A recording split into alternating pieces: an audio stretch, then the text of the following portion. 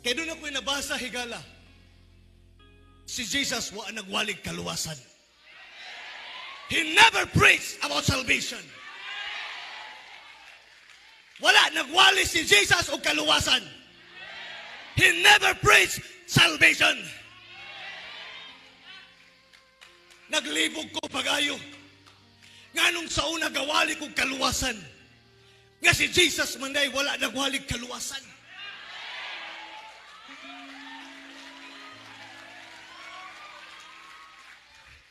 Nakaingon ko, daghan di ay mi, nga wala nakawali.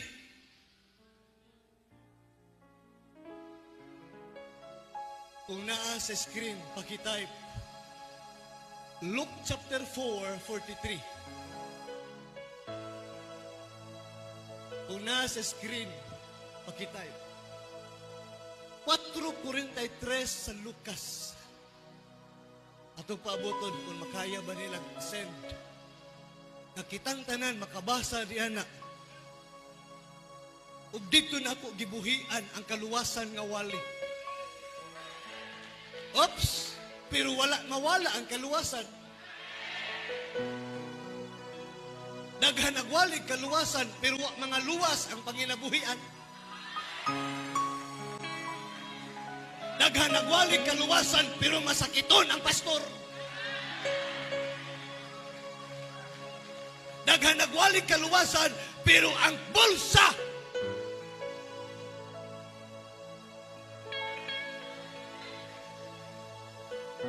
Apan miingon siya kanila. Guys, pwede ba ninyo i-forward sa babaw?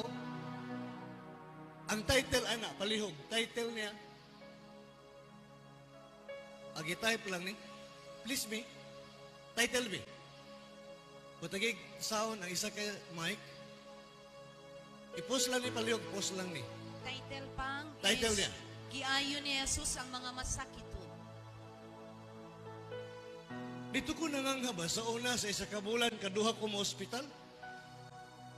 Pero ngay masakiton, mga ulian. Pero ako, masakit. Yung ko, unsa man niyo, di ay, wala na mao ang wali. Kaya kung mawali, ang paghari, nakapackage ang kaayuhan.